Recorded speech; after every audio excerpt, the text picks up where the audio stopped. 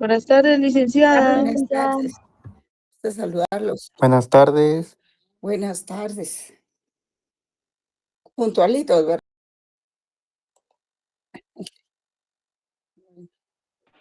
Sí, Rita, muy bonito su curso. Así, me alegro. Vamos a ver. Es que no logro abrir la cama. Ahí está. Ahí estamos, ¿verdad? Pues miren, para hoy yo les tenía preparada un que habíamos visto ayer, ¿verdad? Podríamos verlo así un poco rápidamente, porque la semana entrante vamos a entrar a la segunda unidad, en vista de que tenemos el examen muy cerca. Considero que el primer examen parcial va a ser como por la última semana de febrero, por ahí, más o menos. Y tenía un video para que ustedes ilustraran más acerca de las bondades de la filosofía del derecho.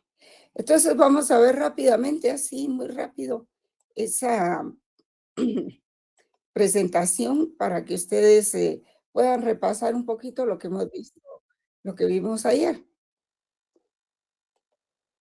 Ahorita vamos a ver eso.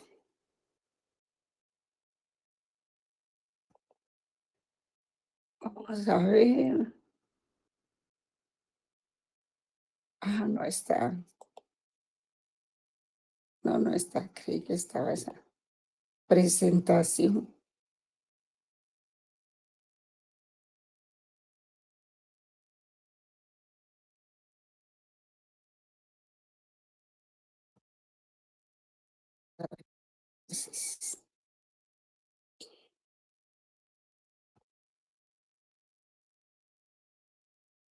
A ver si me aparece. No, no me apareció. Bueno, ¿cómo colocarla? Vamos a ver.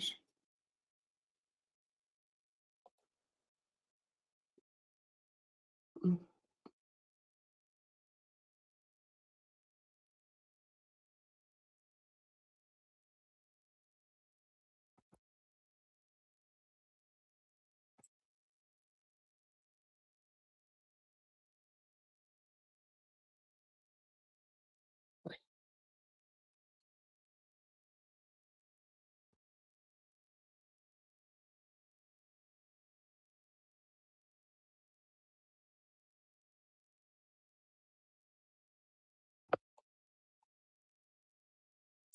Y si no, les voy a poner el video directamente.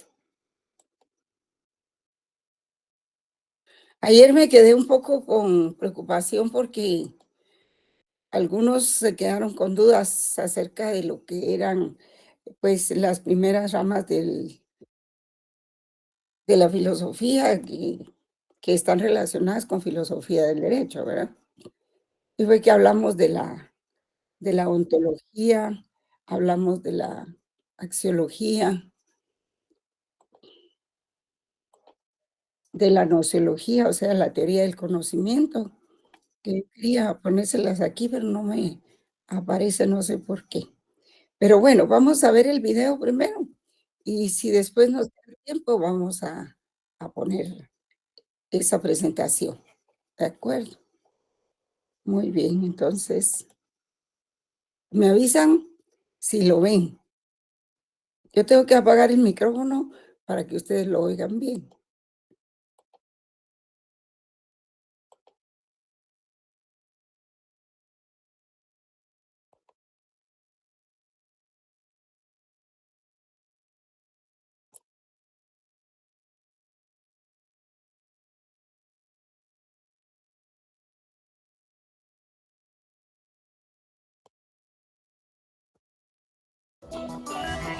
¿Lo miran? Sí se ve, licenciada. Sí se ve, licenciada. Muy bien, gracias. Sí, licenciada. Bueno, lo vamos a poner desde el inicio. Conocemos, profesor visitante de muchísimas universidades, no solamente de Latinoamérica, sino del mundo, conferencista en foros nacionales, internacionales, iberoamericanos, inclusive mundiales en materia de filosofía del derecho, y profesor investigador de la Universidad Austral en Argentina. Doctor, sea usted bienvenido a esta su casa. Muchas gracias, Guillermo. Y yo creo que, como se imaginarán, el tema nos da para hablar largo y tendido, como decimos en México, doctor. Exactamente. Así que les propongo que de inmediato iniciemos el diálogo ante la ley. La pregunta es obligada, doctor. ¿Tiene el derecho a alguna filosofía? Bueno, indudablemente eso pareciera que sí, en función de lo siguiente. Al menos una pregunta necesita el derecho, y sobre todo el jurista, como dice la presentación, para poder comprender su identidad de profesional del derecho. Y claro, uno normalmente cuando piensa en el derecho, quizás por hábito impulsado en nuestra facultad de Derecho, piensa en el adjetivo que le ponemos al derecho. En buena medida se ha alentado la especialización, la ocupación del adjetivo. ¿Qué quiero decir? En general pensamos, si estamos hablando de lo civil del derecho, de lo penal del derecho, lo administrativo del derecho, lo laboral del derecho. Pero claro, lo que está supuesto y que es decisivo es el sustantivo, que es el derecho, que es lo primero. Por eso uno tendría que decir, dime qué piensas del derecho y yo te diré qué juristas puedes llegar a ser y puedes no llegar a ser, entre paréntesis, siempre y cuando uno actúe con coherencia, ¿no? Y esto es bastante incluso evidente, porque uno encuentra, y en mi experiencia misma judicial, uno encuentra gente que si uno le hace la pregunta aislada sobre el sustantivo derecho, para simplificar, por ejemplo, se define como un ius naturalista de estricta observancia. Sin embargo, luego, en el quehacer del jurista, ya sea en la magistratura, ya sea en la academia, ya sea como abogado, ahí, en definitiva, termina actuando, operando el derecho, suponiendo un concepto del derecho distinto al que él me dijo por el que optaba, ¿no? Entonces, como el personaje de Molière que hablaba en prosa sin saberlo, todos los juristas no les queda más remedio que hablar desde alguna filosofía del derecho, ¿eh? O sea, básicamente, quizás simplificando excesivamente, o se es positivista, o se no positivista, y también están los críticos que creen que el derecho en definitiva es algo directa y solo vinculado al poder, ¿no? Invariablemente, siempre que tenemos alguna posición jurídica, tenemos detrás una filosofía del derecho. Claro, porque a ver, yo le pregunto a un especialista que da clase, que es juez, a ver, él no me podrá rehuir la pregunta si yo le digo, si yo se la formulo explícitamente. A ver, ¿qué es el derecho? Pues se trata de un profesional del derecho, que está habilitado para operar el derecho. Y entonces cuando él me defina el derecho, ahí yo seguramente y con bastante, sobre todo si oriento el cuestionario, yo podré saber cuál es su adhesión a qué filosofía del derecho. Y esto determina, para poner un ejemplo concreto, si yo creo que el derecho son solo las normas legales, bueno, esto tiene, y las puestas, y cualquier contenido puede ser derecho, y no más derecho que el derecho puesto por el derecho, y reconocido como tal. Bueno, esto sin duda tiene enormes consecuencias, porque en definitiva no hay posibilidad de que exista una Corte Penal Internacional, por ejemplo, que en definitiva juzga también aquello que, a pesar de tener un derecho a su favor, cualquier dictador puede encontrar un constituyente a su medida, pero bueno, se lo juzga porque ha violado lo indisponible, la juridicidad indisponible, el coto vedado, etcétera. Entonces, básicamente, como digo, no hay alternativas de eludir la pregunta, si pretende ser un profesional del derecho consciente, y en la respuesta que me dará el derecho aparecerá ya condicionado cómo él va a operar el derecho, enseñándolo, abogando por ese derecho o diciéndolo jurisdictio con imperium de la magistratura. ¿Le hablamos solamente de una filosofía del derecho o en realidad el jurista debiera conocer de filosofía? Bueno, indudablemente lo mejor puede ser enemigo de lo bueno. Claro. Yo diría que como mínimo es comprender las preguntas esenciales acerca del derecho que todo jurista que pretenda, como digo, asumir el ejercicio profesional plenamente consciente y sin incoherencias, tiene que responder. Yo diría que a lo mejor es un exceso pedirle filosofía, pero las 4 preguntas básicas que la filosofía del derecho intenta responder y traduciéndolas a la mirada de un jurista en ejercicio, yo diría, en primer lugar, la pregunta que usted me introdujo acerca del concepto del derecho, no se puede eludir. Hay que tener un cierto concepto del derecho, aunque no conozca autores, como yo decía, o el derecho hoy, como mínimo. El derecho puede tener cualquier contenido, con tal que lo ponga la autoridad, positivismo. El derecho en realidad no tiene ninguna especificidad, sino es algo vinculado a la política, para decirlo como lo dice un crítico de la crítica al legal Star en Estados Unidos, Duncan Kennedy. El derecho es política y el derecho se le puede hacer decir lo que uno quiere. O se es no positivista, y dentro de los no positivistas, los neoconstitucionalistas, mencionaré a Alexis, y dentro de los no positivistas, los justnaturalistas finis. Entonces, los no positivistas dicen que si bien hay derecho positivo, hay algunas cosas que necesariamente debe reconocer el derecho opuesto o que no puede contradecir el derecho opuesto. La fórmula que utilizó Nuremberg y otros tribunales, por ejemplo, cuando se condenó a los guardianes del muro de Berlín, es la fórmula de que la injusticia extrema no es derecho. Dicho de otra manera, no vamos a reconocer esto que puso la autoridad, que es, según el procedimiento establecido, publicado en el diario oficial, que no contradice la Constitución, que estaba vigente socialmente, pero éticamente no resiste que lo reconozcamos como derecho. Por ende, los que pretendían ampararse en esa ley, no será reconocido esa ley como derecho por su contenido ético absurdo, dado que viola de una manera grave y evidente la justicia, ¿no? Entonces, nada más para recapitular, el jurista deberá tener un conocimiento básico de la filosofía, ¿no? Exacto.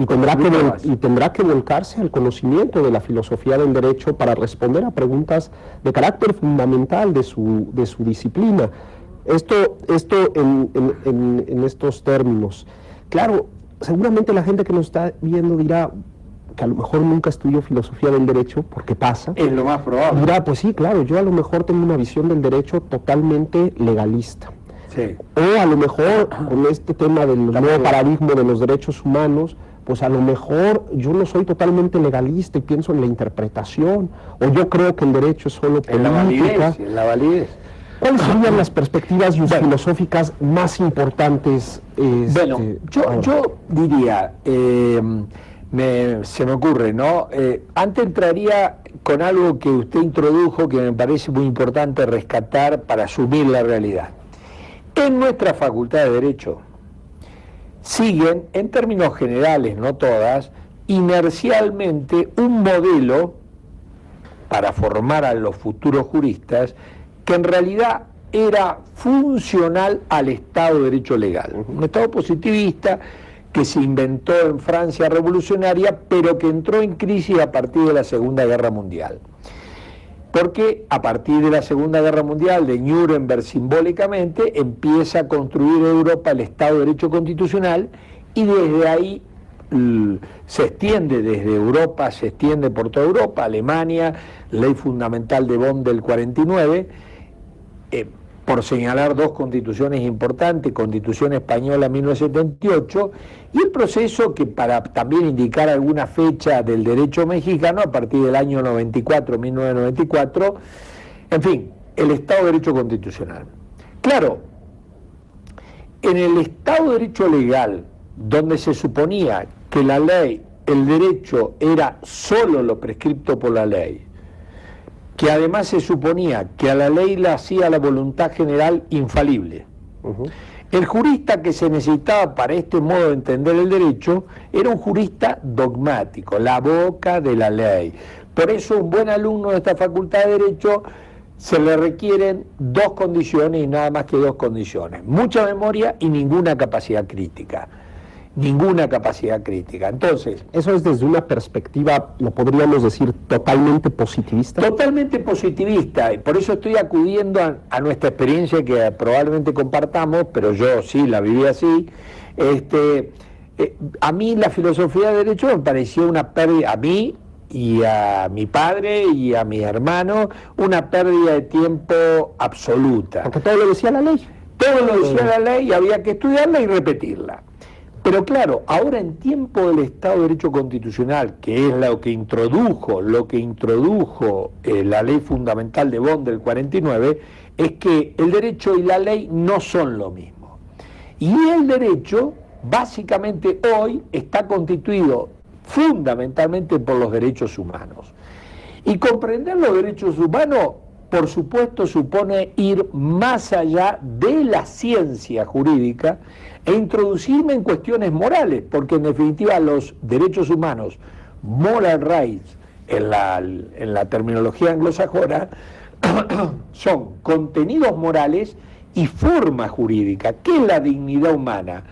Por supuesto, ningún científico puede hacerse cargo de respondernos. Más allá que todos los científicos necesitarán la respuesta sobre qué es la dignidad humana, la respuesta la obtendrán en las clases de filosofía del derecho, antropología, filosofía moral, etcétera, ¿no? Por eso también estos cambios en muchas constituciones en cuanto que el Estado ya no otorga derechos, sino reconoce derechos. Yo le propongo, doctor, que vayamos a un pequeño corte. Vale. Y regresando, sigamos ampliando esta respuesta, porque todavía nos queda otra postura filosófica y jusfilosófica importante, que es este asunto del jusnaturalismo, y que me parece que en esta última respuesta que usted nos está dando ya nos está allanando el camino para entrar de frente a ella. Correcto. No se vayan, estamos con una plática muy interesante con el doctor Rodolfo Vigo. Estamos platicando sobre la filosofía del derecho en la vida del jurista. Volvemos en un minuto.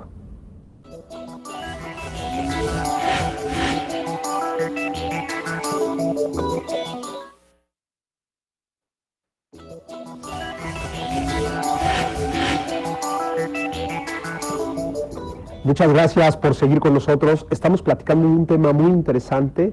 Hablamos sobre la filosofía del derecho en la vida del jurista y nos acompaña hoy en el estudio el doctor Rodolfo Vigo, quien es profesor investigador de la Universidad Austral, director académico de la maestría en Derecho Judicial en dicha universidad, profesor visitante de muchas universidades del mundo y catedrático de Filosofía del Derecho desde ya hace muchos años. No olviden que si quieren ponerse en contacto con nosotros lo pueden hacer a través de dos vías. La primera de ellas, a través de nuestra cuenta de correo electrónico, ustedes lo tienen ahí en pantalla, gtenorio@up.edu.mx, o bien a través de nuestra cuenta de Twitter en @antelaley_mx, observen bien todo ello en mayúscula.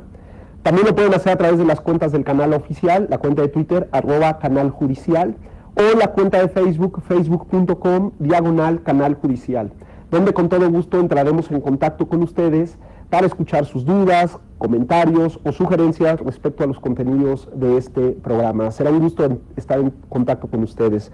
Doctor, dejábamos en el bloque pasado, estábamos hablando sobre las posturas jusfilosóficas más importantes o más influyentes. Y usted nos planteaba esta idea o este tránsito entre una idea de Estado de Derecho legal a un Estado de Derecho constitucional. Un Estado de Derecho legal que en realidad deja poco a la creatividad del jurista. Un Estado de Derecho legal que ciñe al texto de la ley y el derecho, lo reduce, lo simplifica, es totalmente dogmático. Y estaba platicándonos acerca de una nueva forma de entender el derecho a partir de esto que se llama el Estado de Derecho constitucional o Estado constitucional de derecho, en donde al parecer las cosas cambian. Absolutamente, ¿no? Básicamente cambian sobre todo a partir de la realidad, porque en definitiva, teoría quiere decir visión, esa realidad requiere otra visión. Si a mí me dicen que me van a condenar como ocurrió con los nazis o como ocurrió con los guardianes del muro de Berlín, me van a decir que me van a condenar a pesar de haber cumplido la ley, pero violado el derecho, seguramente esto me genera grandes interrogantes y decisivos interrogantes. Y efectivamente, a partir de esta realidad se ha suscitado muchas respuestas teóricas, y si bien el justnaturalismo, por ejemplo, siempre fue obviamente no positivista y nunca consintió que fuera el derecho solo lo puesto por la autoridad y que cualquier contenido pudiera ser derecho, como decía por ejemplo Kelsen, o lo que decía también Kelsen, que hablar de moral y de justicia es algo irracional, emocional, así lo dijo expresamente Kelsen, la justicia era un ideal irracional. Bueno, la realidad ha cambiado. La realidad ha cambiado, como vemos, se invoca al derecho contenido en los derechos humanos. Mira, básicamente hay tres cambios en la realidad que me parece que son los que efectivamente implica que los juristas tengan que hacerse cargo de esa realidad y no puedan seguir dándole la espalda. El primero, la Constitución se convierte en fuente del derecho. ¿Esto qué quiere decir? Quiere decir que ahí todos los juristas, los docentes, los abogados, los jueces, podemos ir a buscar respuestas jurídicas que no van a estar explícitas, están contenidas ahí en potencia en los derechos humanos, en los principios. Son interpretables los principios. Incluso son interpretables, pero a partir de esa interpretación yo puedo inferir nuevas respuestas jurídicas. Artículo 1 de la Constitución mexicana. En segundo lugar, otro cambio que se produce en la realidad, que en la Constitución, como dice Habermas, la moral emigra del exterior del derecho al interior. Se introduce la moral racional, no la moral social, la moral racional al derecho. Y entonces, básicamente, se introduce al derecho en la Constitución, en los tratados de derechos humanos, en ese bloque de constitucionalidad, y a partir de ahí impregna esa moral contenida en los principios, derechos humanos, valores, fines, etcétera, impregna todo. Y entonces ya, por ejemplo, por marcar una cosa, ya para un civilista, un contrato no puede solamente ser acuerdo de voluntades, tiene que ponerse a revisar si hay equivalencia en las contraprestaciones, porque si no, contradeciría el principio de justicia o equidad, el principio de igualdad. Entonces, si el jurista ve, mirando aquel derecho humano, que en este contrato se ha cambiado el valor de una propiedad de enorme valor por un ejemplar del diario de ayer, indudablemente ahí eso no puede ser avalado por el derecho. Entonces impregna. Y el tercer elemento que cambia totalmente la realidad es precisamente la aparición de los tribunales constitucionales.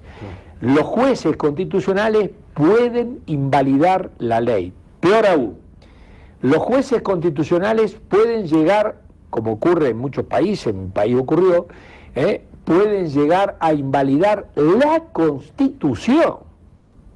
Los jueces constitucionales, porque indudablemente el constituyente, por ejemplo, ha entrado en alguna contradicción, en algún defecto, alguna laguna, etcétera, como ha ocurrido en otros tribunales constitucionales y como auspiciaba en la década del 50 Otto Bachov en Alemania. Entonces, claro, esta realidad impone que haya una teoría que de algún modo la explique para avalarla o criticarla.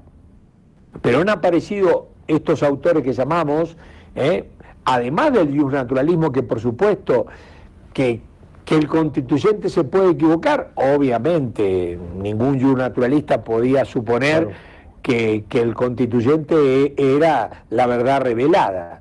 En segundo lugar, que en el derecho hay moral y hay límites morales para que surja el derecho, también eso nunca lo dudó. Que el derecho era más que conjunto de normas puestas, por supuesto también lo conocía desde siempre el naturalismo, Aristóteles en adelante. Entonces, pero también ha aparecido toda una corriente que se discute el nombre, pero a mí me parece adecuado seguir llamándolos a este grupo de pensadores, en definitiva neoconstitucionalistas, ¿no? Aquí está fundamentalmente Robert Alexis, Carlos Nino, está Zagrebelsky, está Atienza, un grupo de autores que en realidad no se reconocen como naturalistas, pero que más bien, más que apoyarse en Aristóteles, remiten a Kant, y estos autores coinciden con una serie de tesis que tradicionalmente suscribíamos solo los naturalistas. Por ejemplo, esa tesis de que hay un límite moral racional para que nazca el derecho. La fórmula que reivindica Alexis, la injusticia extrema no es derecho, es muy parecida a lo que uno lee en Aquino, que la ley injusta, y por supuesto cuando decía ley injusta, la ley injusta gravemente no puede ser considerada simplemente como derecho porque lo había puesto en la autoridad, ¿no? Que el derecho además de norma tenía principios, obvio, que importaba la ética del juez, obvio, y así puedo mencionar un listado enorme de tesis que suscriben hoy los no positivistas neoconstitucionalistas y los no positivistas naturalistas. Ahora, todo esto toca no solo la filosofía del derecho, porque como toca el derecho, a ver, si yo voy a un mexicano y le digo, a ver, los derechos humanos incorporados en el artículo 1, ¿qué contenido tienen?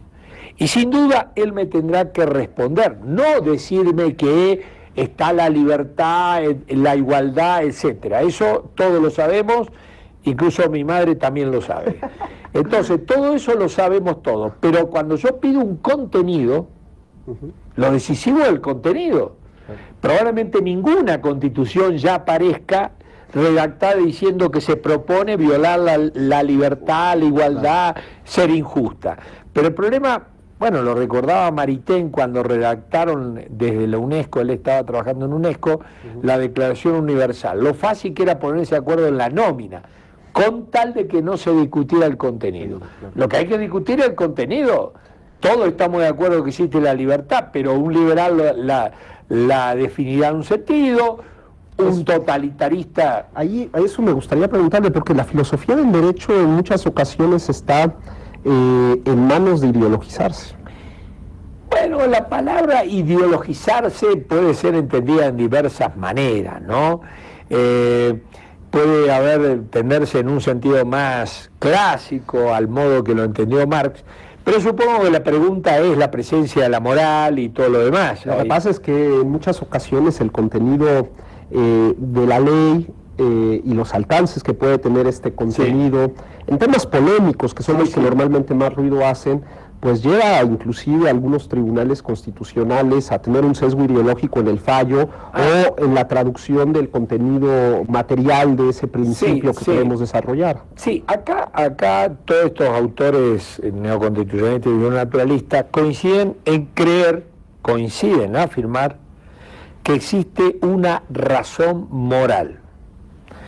Hasta ahí, en el sentido de que frente al escepticismo respecto a esta razón de autores como Kelsen o Ferrajoli, que creen que en materia de discusiones morales no hay la posibilidad de la razón, estos autores coinciden que es posible una razón moral. De todas maneras, una razón moral, una razón práctica, como se llama, a diferencia de la razón teórica que se limita a describir, la razón teórica, la de un físico, me puede probar a cuántos grados hierve el agua. Demostrar. La razón moral lo único que puede hacer es mostrar razones. Hay y probablemente haya gente absolutista, nazis. Muy bien. Claro, el hecho de que existan los nazis no quiere decir que estén justificados racionalmente. Entonces, ¿qué tiene que hacer uno frente a los nazis? Aducir razones para que la razón de ellos comprenda las razones por las cuales, las razones morales, por las cuales nosotros le tratamos de informar que están equivocados. Claro, es probable que ellos insistan en ese error moral, pero el hecho de que insistan no convierte el error en verdad. Okay. Entonces seguiremos insistiendo en la razón y en las razones que nos llevan a condenar el nazismo, la esclavitud, la violación de los derechos humanos, etcétera, etcétera. A ver, que a mí me digan que en la moral de algunas regiones de la India existe una moral de casta, y si alguien se enamora y con alguien de una casta superior, eso va a ser derecho, aunque el derecho lo disponga, sería absurdo consentir que el derecho puede avalar semejante absurdo, irracional, ¿no? Entonces, hay una moral social que seguramente el derecho trata de proteger, pero luego viene la moral racional, la de los derechos humanos, desde las cuales juzgamos y decimos, este pueblo que no deja ser candidata a elecciones a una mujer, que la pida una mujer por infidelidad, etcétera, cuando uno lo juzga de una moral racional, llega a la conclusión de que eso es una locura. Claro. Aunque lo avale el derecho, aunque los juristas le digan que tienen razón, apelando al derecho consuetudinario, al derecho que sea, eso no puede ser avalado.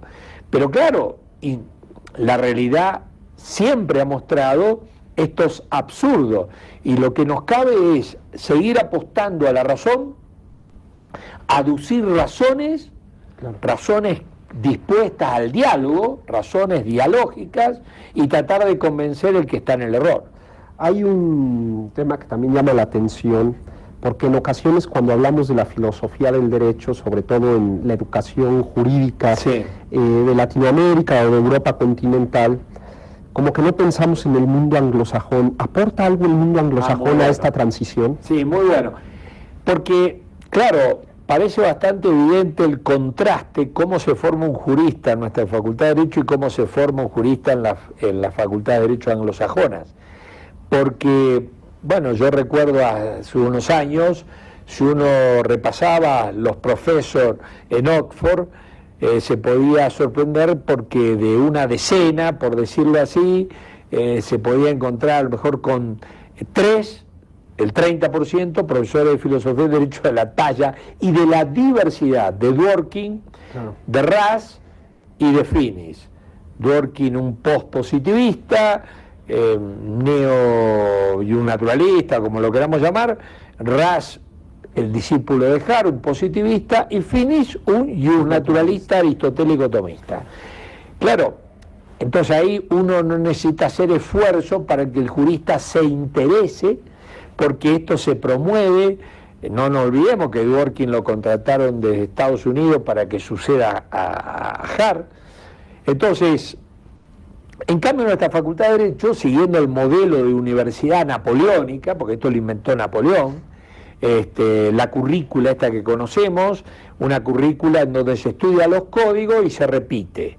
Entonces, el Civil 1 del libro primero, el Civil 2 del libro segundo, y las materias que no tienen código son materias que en definitiva carecen de una existencia fuerte en la currícula, y por eso cuando vienen cambios en los planes de estudios, los únicos preocupados son los que no enseñamos código. Es correcto. Son los que no enseñamos código. Los demás quedan tranquilos, pero creo que esto va cambiando, y la trampa que están haciendo la Facultad de Derecho, la trampa, consiste en mantener la inercia para el grado, y han ido apareciendo posgrados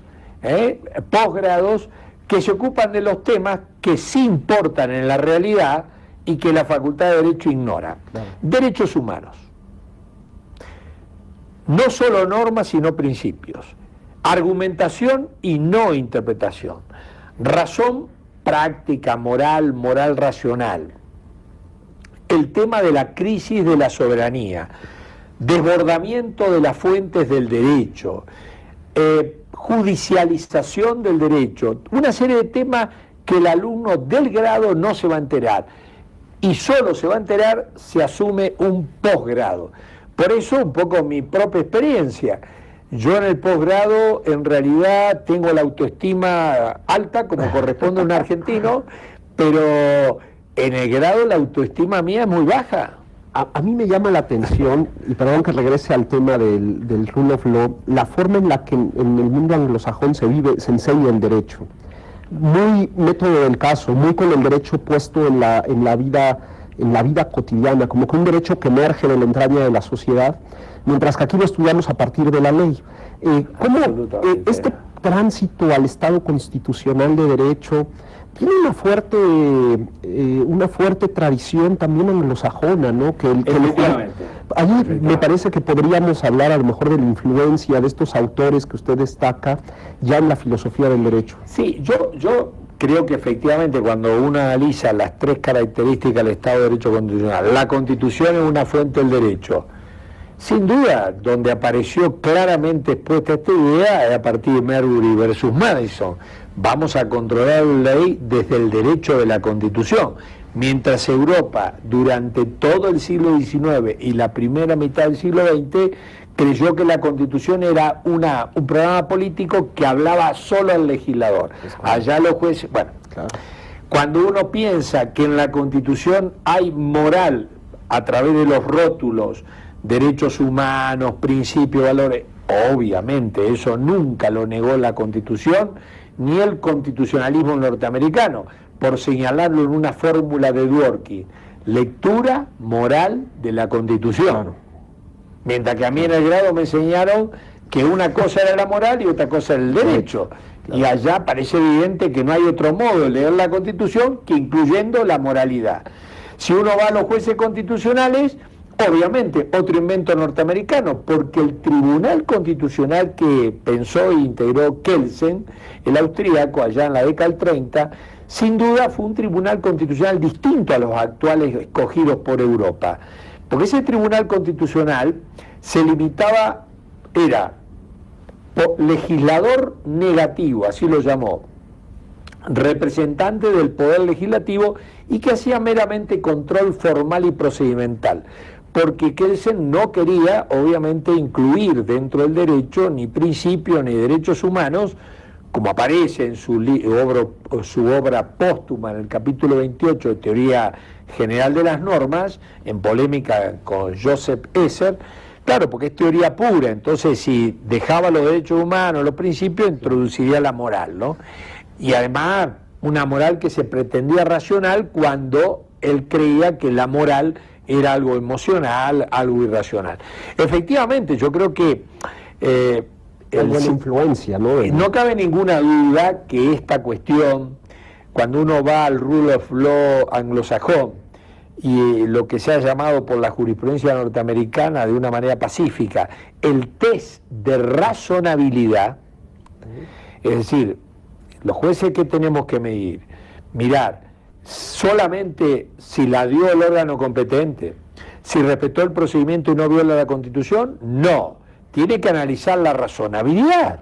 Es que si no, es pensar que los ciudadanos o son tontos o son dogmáticos, porque si a mí me dice el legislador o el constituyente, me dice, dado que quiero que vayas a Estados Unidos, me dice acá en México, dado que empecé a caminar para el sur, claro.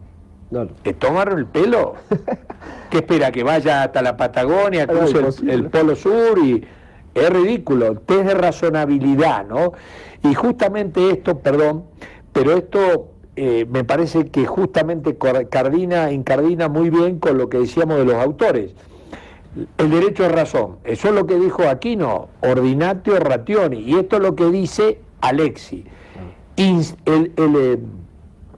El Estado de Derecho institucionaliza la razón dialógica práctica. Entonces, el derecho tiene que ver con el diálogo racional, la razón, institucionaliza la razón. Doctor, nos ha hablado de Finis, Dworkin, Hart, Alexis. Me gustaría que regresando del corte nos dijera por dónde comenzar. Alguien que quiere entrarle al tema de la filosofía del derecho, ¿por dónde inicia? No se vayan, estamos platicando de un tema muy interesante que es la filosofía del derecho en la vida del jurista con un auténtico experto en la materia. Él es el doctor Rodolfo Vigo. Volvemos en un minuto.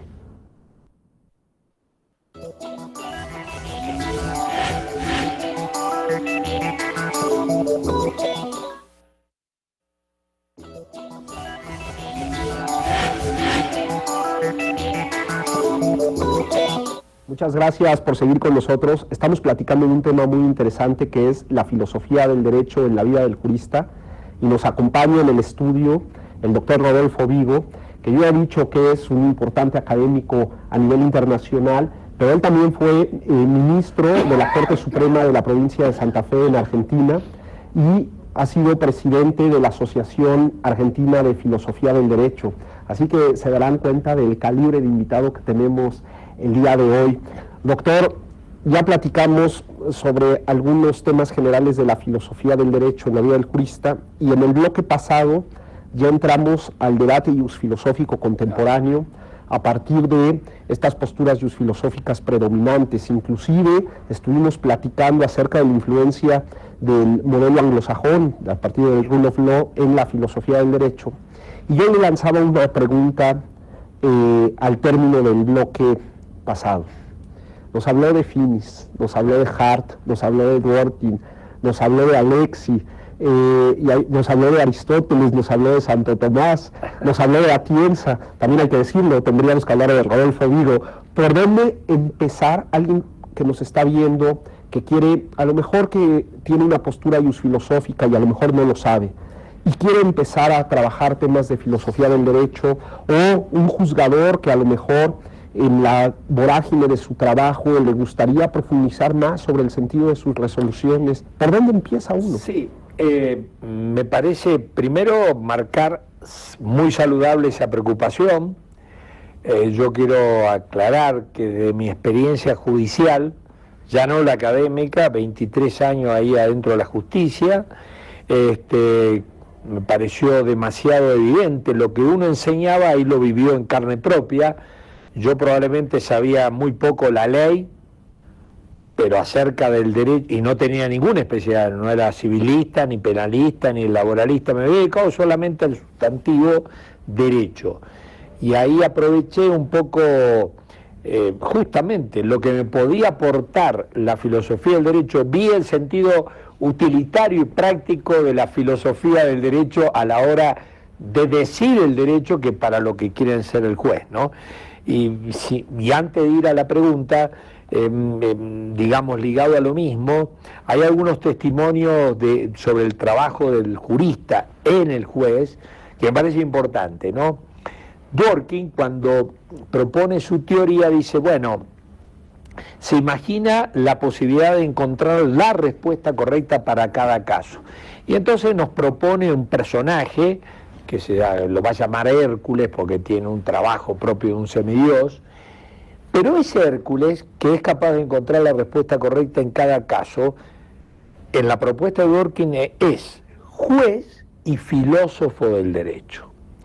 Y también se me ocurre traer a colación el testimonio de Aarón Barak, porque hay un libro acá publicado por la Corte Suprema, traducido de su versión original, que creo que fue en Yale o en Harvard, que es muy interesante porque Aarón Barak fue como 23 años o más ministro de la Corte Suprema de Israel, y de esos 20 y pico fue más de 10 presidente de la Corte Suprema. Y en ese libro testimonial, un poco lo que dice cómo debe ser un juez, él habla de la importancia que tuvo que tuviera una filosofía del derecho.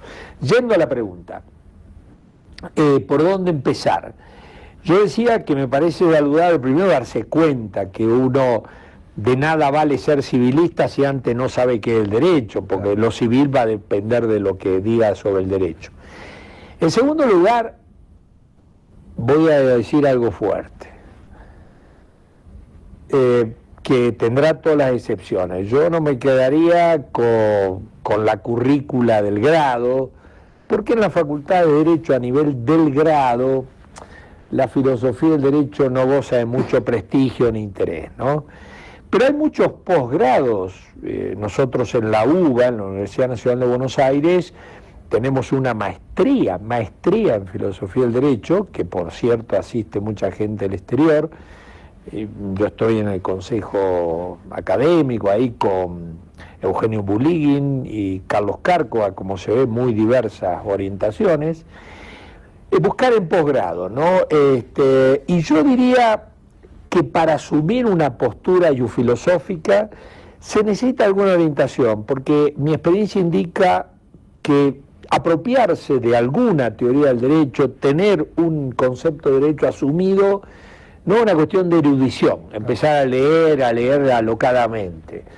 A veces veo yo gente que me dice, empecé a leer, si no entiendo la teoría de la argumentación, la teoría de los derechos fundamentales, es que para mí tenés que leerte concepto y validez del derecho. Por ejemplo, digo, recurrir a la orientación de alguien que sepa para aconsejar los libros adecuados. A mí me viene esa gente y yo le digo, bueno, a ver, le hago alguna entrevista para saber qué orientación. Yo no voy a cambiar la orientación que cada uno quiera adoptar. Y yo veo a veces afinidades positivistas, críticas, naturalistas, neoconstitucionalistas, y entonces trato de orientar como para alimentar. Lo importante es que él tenga una postura asumida, siempre sujeta a revisión, Lo que no puede es picotear, ir a la cancha de fútbol y estar en la porra de los Pumas y luego las Chivas, de Boca, de River. Él tiene que ir a la cancha y se tiene que ubicar en algún lugar.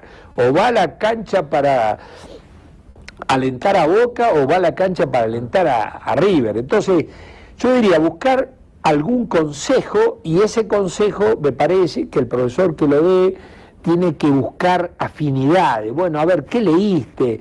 ¿Qué te motiva? ¿Qué interés? ¿Qué posición? ¿Qué respuesta me da a estas preguntas? Y entonces empezar con elemental. Las 4 preguntas que él va a tener que responder si se toma en serio qué es el derecho. Primero, un concepto del derecho. Como dije ya, positivistas, críticos, no positivistas y un naturalista o neoconstitucionalista. En segundo lugar, ese tiene que preguntar, porque seguramente cuando se pone a pensar en serio el derecho le saldrá la pregunta, ¿qué es saber el derecho? ¿Cómo hago para saber el derecho? ¿Cuántos tipos de saberes jurídicos hay? Entonces, ¿el saber jurídico es algo que solamente describe, como pensaba Kelsen? ¿O el saber jurídico es algo que puede prescribir, dirigir, como piensan los neoconstitucionalistas? ¿El saber jurídico tiene un solo estatuto, el científico? No, hay como mínimo una filosofía jurídica que es otro tipo de saber. Y hay un saber jurídico aplicativo, resolutorio, prudencial. Hay muy buenos jueces que saben mucho derecho, aplicarlo. Claro. Pero no estoy para preguntarle ciencia jurídica ni filosofía del derecho. Hay como 3 tipos de saberes clásicos: filosofía, ciencia y el saber jurídico. Bueno, intentar reconocer estos 3 tipos de saberes, la unidad, pluralidad de saberes, bueno, me parece que esto es obvio. Cuando uno lo teoriza y se lo dice a los juristas, claro, obvio. En tercer lugar, el tema de los valores en el derecho, ¿no? Bueno, los jueces estamos para juzgar si esto es o no derecho, es o no válido, es o no justo. Y luego de hacer este juicio diremos, esto es intolerable para el derecho, esto es absurdo, esto es irracional. Imponérselo al ciudadano es faltarle el respeto a su razón y a su dignidad. Esto es más o menos justo, injusto, por ende lo voy a validar. O esto es inequívocamente justo, lo voy a validar, pero objeción de conciencia, todos estos temas, ¿no? Entonces, el tema de la validez, del valor del derecho, obviamente supone primero asumir una respuesta al problema axiológico. Y el cuarto problema es qué estructuras lógicas yo puedo ver el derecho. Por ejemplo, ¿hay solo lógica formal o hay retórica? Claro. ¿Hay sistema jurídico fuerte, piramidal, como pretendía Kelsen, fuerte? ¿O el sistema es poroso, abierto, dinámico, casuístico? ¿O no hay ningún sistema o están en competencia? Y esto es interesante, verlo siempre con la realidad. Hoy decía usted algo muy interesante, efectivamente hoy el derecho hay que enseñarlo a través de la práctica argumentativa dialógica. Hay que aprender a dialogar racionalmente, porque los juristas no, precisamente el método para alcanzar la respuesta correcta es el diálogo racional, que requiere querer obtener la respuesta correcta, ¿no? Entonces, práctica dialógica y casos. El banco de prueba de cualquier teoría son la jurisprudencia. Yo, en lugar de explicar justicia, injusticia a un juez, yo le muestro sentencia. Y cuando uno ve la sentencia, no de Nuremberg solamente, la sentencia, por ejemplo, de, supongamos, ¿no?, de la condena a los guardianes del muro de Berlín.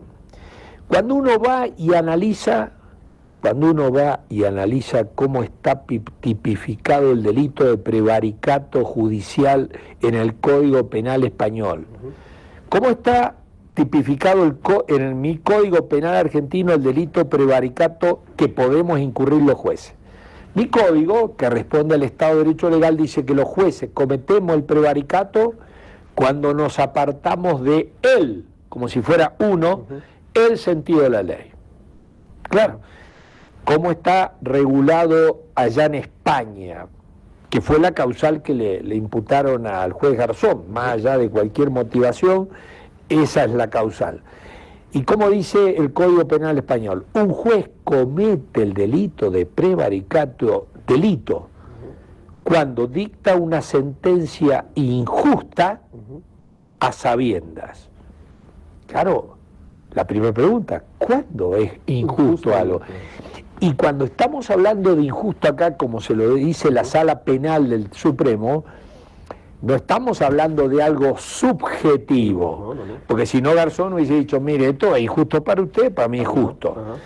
No, es algo objetivamente injusto. Lo que le imputa, más allá de un fallo polémico, más allá de cualquier otra lectura, es que fue objetivamente injusto interceptar las comunicaciones telefónicas entre los imputados y los abogados. Y le dijeron, mire, usted sabía porque se lo alertó el fiscal, se lo alertó la autoridad carcelaria y usted mismo lo había dicho en algunas decisiones anteriores. En una palabra, para comprender esta figura delictiva, que es injusto, filosofía del derecho, alguna posición sobre el tema axiológico. Doctor, no quiero dejar de preguntar, el tiempo se nos está acabando, pero quisiera preguntarle cuáles, desde su perspectiva, serán los principales retos de la filosofía del derecho en los siguientes años. El tema bioético me parece que es un tema que puede preocupar muchísimo, ¿no?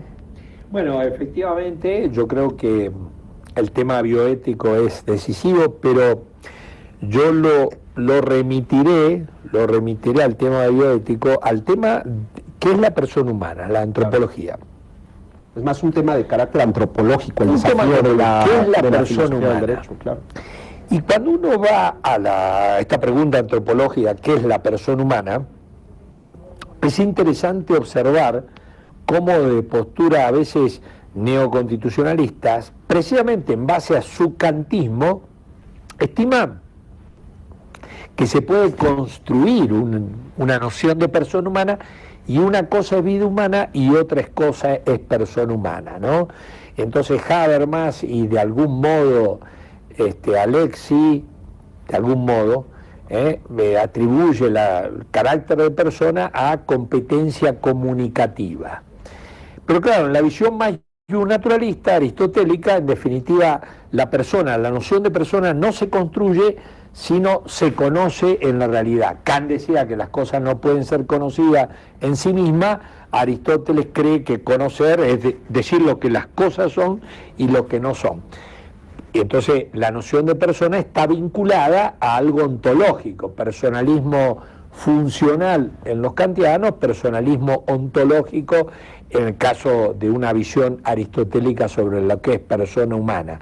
Y por ende, la idea es que no se puede dividir el miembro de la especie humana con la noción de persona jurídica, titular de ciertos derechos y ciertos deberes, ¿no? Ahí tendremos quizás el mayor reto de la filosofía del derecho, doctor. Yo le agradezco el contenido de los derechos humanos.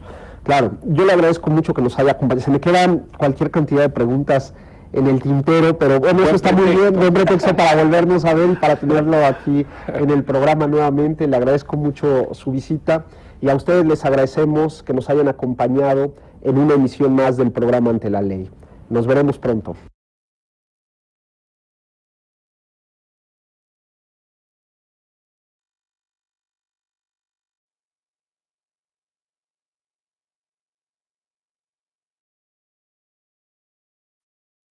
Bien, jóvenes, estamos ya enterados de eso. Quise exhibirles ese video para que ustedes se familiaricen con el lenguaje que se utiliza en filosofía del derecho. En realidad no es solo en filosofía del derecho, es en todas las ramas del derecho. Pero para adelantarlos un poco, ¿verdad? Porque como dice el doctor Vigo, ¿por qué el conocimiento de la filosofía del derecho se deja para las maestrías? ¿Y por qué no se da en el pregrado? Por ejemplo, en la licenciatura. Si la filosofía del derecho se diera en pregrado, pues sería mucho mejor, pues por lo menos dar unas buenas nociones. Y yo no sé de otros profesores de filosofía del derecho, pero yo sí trato de que mis alumnos se tiren de una vez al agua, ¿verdad? Sin salvavidas, para que aprendan a nadar en el mundo de la filosofía del derecho. Y por eso no me detengo mucho en algunos capítulos. Ustedes escucharon que ahí se habla del justnaturalismo, se habla de positivismo, y eso es algo que tengo que trabajarles la otra semana, ¿verdad? Que lo vamos a ver. Una vez que hayamos agotado esta primera parte que se refiere, no sé si tienen a la vista el programa.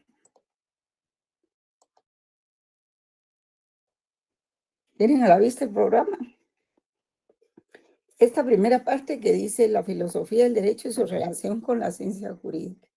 Nociones generales, definición de filosofía, ubicación de la filosofía del derecho como rama de la filosofía, ramas de la filosofía y su aplicación en la filosofía del derecho, ontología, lógica, eso ya lo vimos el miércoles.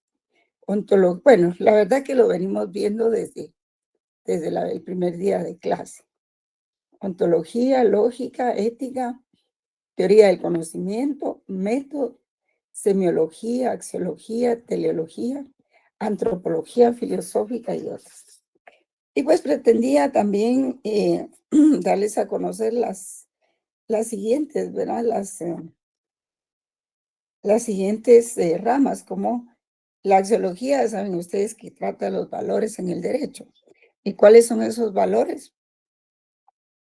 A ver, ¿quién me puede decir? Ahora que ya lo saben. Yo veo que hay 70 alumnos aquí. En la pantalla solo me aparecen 9, pues. ¿Se recuerdan ustedes de cuál es la ontología?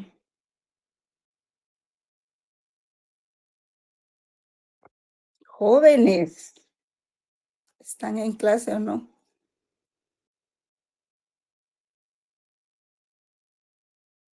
Así vamos a llegar al primer examen y lo van a perder, definitivamente.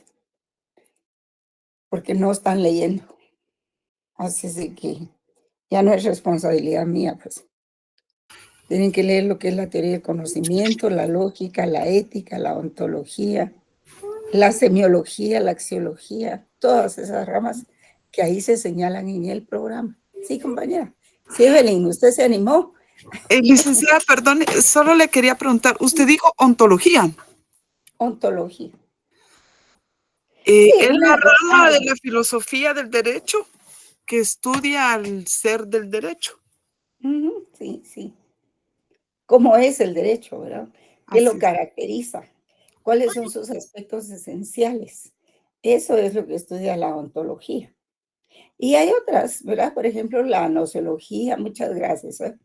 La nociología, que es la teoría del conocimiento. Les hablé también de que el conocimiento se puede adquirir en dos vías.